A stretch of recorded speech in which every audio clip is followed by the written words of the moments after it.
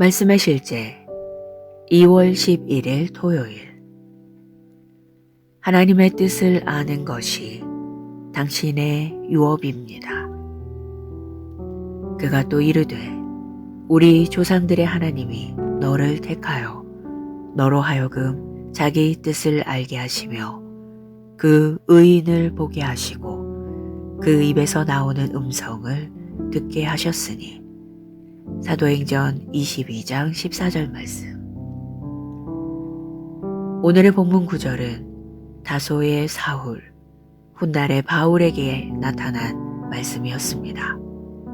주님께서 다마스커스에 있던 제자 아나니아를 보내셔서 바울에게 손을 얹을 뿐 아니라 바울이 하나님의 뜻을 이루도록 택함 받았음을 알리도록 하셨습니다. 엄청난 말씀입니다. 모든 사람이 하나님의 뜻을 아는 것은 아니지만 하나님의 뜻을 아는 것은 인생에서 가장 중요한 일입니다. 하나님을 기쁘시게 하기 위해서는 먼저 그분의 뜻을 알아야 합니다. 하나님의 뜻을 알아야만 그 뜻을 이루며 그 뜻대로 살 수 있습니다. 그래서 하나님의 자녀로서 당신이 해야 할 첫 번째 일이자 가장 중요한 일은 하나님의 계획이 무엇인지 발견하는 것입니다.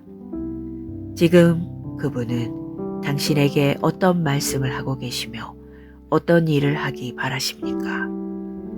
당신은 이런 질문을 할 수도 있습니다.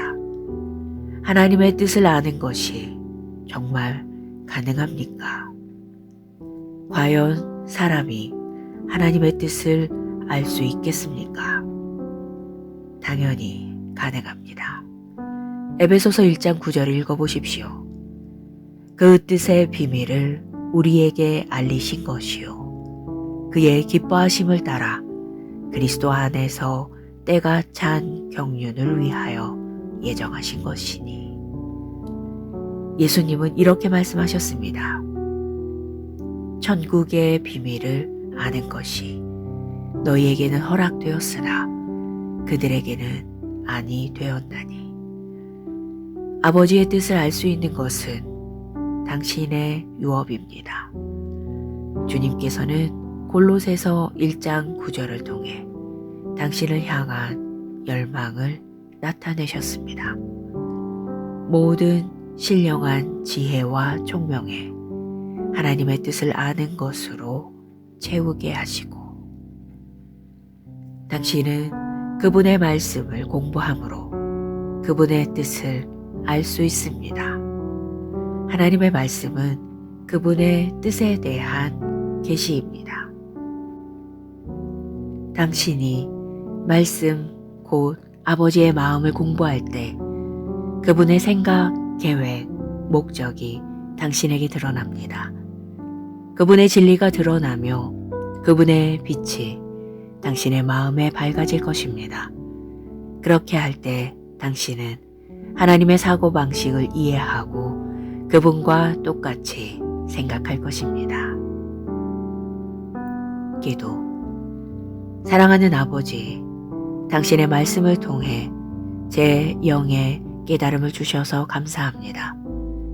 말씀을 묵상하고 성령과 교제할 때 내 영이 밝아지고 신비와 비밀에 대한 통찰력을 갖게 됩니다.